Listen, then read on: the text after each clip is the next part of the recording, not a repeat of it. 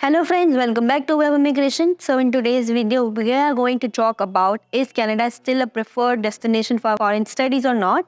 So according to the recent released figures from Ministry of External Affairs, उन्होंने ये बताया है कि approximately 1.5 million students जो हैं enrolled हैं हमारे foreign studies को लेकर के. ठीक है, और कुछ प्रेफर्ड कंट्रीज़ हैं जो कि इंडियन स्टूडेंट्स प्रेफर करते हैं जाना, जो कि आपका है United states of America, UK, Germany, Ireland, United Arabs of Emirates, UAE, Canada, Australia, Germany के लिए. और हर कंट्री का अपना प्लस पॉइंट है, बिकॉज ऑफ दैट वो स्टूडेंट्स पर्टिकुलर कंट्री चूज़ करते हैं अपनी चॉइस के हिसाब से. और बेसिकली 2023 जो था बहुत ही डिलाइटफुल रहा है स्टूडेंट्स के लिए, अब्रॉड स्टडीज़ के लिए. और अगर हम बात करें फाइनेंशियल एक्सप्रेस के हिसाब से, तो ये देखा गया है कि वहाँ कैनेडियन एजुकेटर्स जो हैं उन्होंने ये बताया है कि मैक्सिमम स्टूडेंट्स जो हैं वो इंडियन स्टूडेंट्स रहते हैं वहाँ पे. अगर हम बात करें परसेंटेज में, टोटल फॉरेन एनरोलमेंट जो हुआ है वहाँ पर कनाडा के अंदर, उसमें 35 to 40% इंडियन स्टूडेंट्स हैं वहाँ पर. ठीक है, और अगर हम बात करें कि जैसे कि ट्रेंड्स चेंज हो रहे हैं, तो स्टूडेंट्स जो अपना प्रेफरेंस भी चेंज करते जा रहे हैं. Basically they are more opting for UK, USA, Australia, Ireland. And अगर हम प्रोग्राम्स की बात करते हैं डेटा के हिसाब से, तो मैनेजमेंट का कोर्सेज जो भी है, बिजनेस मैनेजमेंट, स्टूडेंट्स ज़्यादा अट्रैक्ट होते हैं उसकी तरफ. बेसिकली आप देखें तो अप्रॉक्सीमेटली 45 to 50% जो है स्टूडेंट्स इस पर्टिकुलर प्रोग्राम को चूज़ करते हैं. अगर हम बात करें कंप्यूटर साइंस की, तो वहाँ पे आपको मिलेगा 10 to 15% स्टूडेंट्स चूज़ करेंगे. एंड आफ्टर अगर हम टॉक करें जनरल टेक्नोलॉजी, आपका IT सेक्टर्स जो है, उसमें अगर बात करें तो 10 to 12%.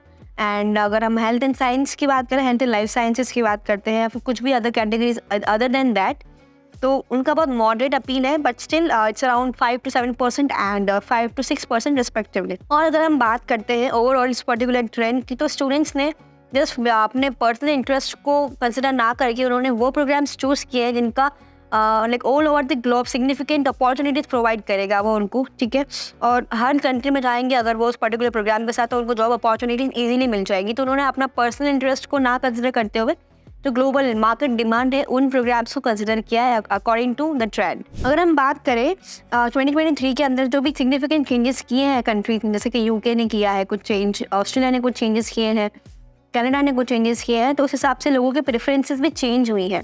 अगर हम यूके की बात करें, उन्होंने अपना क्या किया है, डिपेंडेंट को लेकर की चीज़ें रेस्ट्रिक्ट कर दी हैं, स्ट्रिक्ट हो गए हैं वो लोग. तो जो भी स्टूडेंट प्लान कर रहा था कि वो अपने स्पाउस के साथ आएंगे या फिर डिपेंडेंट के साथ आएंगे, चिल्ड्रंस के साथ आएंगे, बट वो पॉसिबल नहीं है because of the new update. तो एक नेगेटिव इम्पैक्ट पड़ा है स्टूडेंट्स के ऊपर कि वो सोचेंगे कि अब जिनको यूके जाना था अपने डिपेंडेंट्स को लेकर के, वो अब कंट्री चेंज करने की कोशिश करेंगे. ठीक है, और अगर हम बात करें ऑस्ट्रेलिया की, तो उन्होंने ये किया है कि उन्होंने अपना वर्किंग आवर्स जो था उसके अंदर जो कैप्स थी उनको हटा दिया है, वीज़ा फीस रिफंड की एक पॉलिसी लेकर के आए हैं, और एक्सटेंड उन्होंने अपना PGWP जो आप कहते हैं, पोस्ट ग्रेजुएशन वर्क परमिट, ठीक है, उसको एक्सटेंड कर दिया है. तो बेसिकली जो भी चेंजेस इन्होंने किए हैं वो एक स्टूडेंट फ्रेंडली एनवायरनमेंट क्रिएट करने के लिए किए हैं, जो कि उनको स्टूडेंट्स की रिक्वायरमेंट को प्रायोरिटाइज किया गया है यहाँ पर.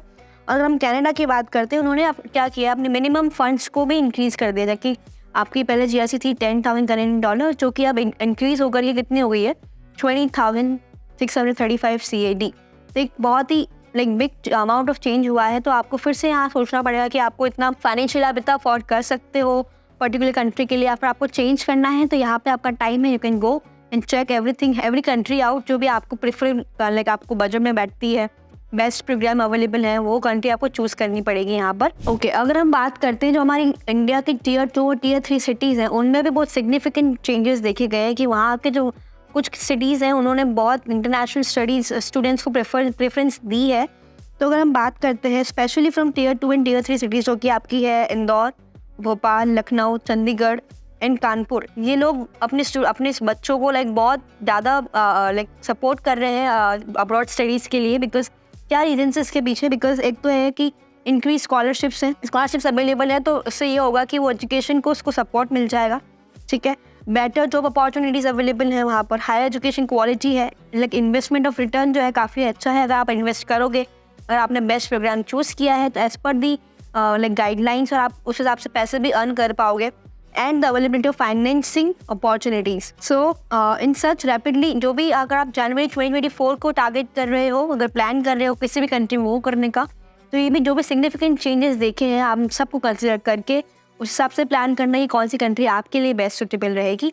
सो आपको कुछ भी इन्फॉर्मेशन चाहिए इस रिगार्डिंग, लाइक कोई भी चेंजेस के बारे में जानना है या फिर कोई भी हेल्प चाहिए एप्लीकेशन के regarding, everything like starting from your offer letter to visa application, we are here to guide you. You can contact us directly. आप कॉल करिए, आपको नंबर दिए गए हैं स्क्रीन पर, वहाँ कॉल करें, व्हाट्सएप कर सकते हो. You can DM us on Instagram as well.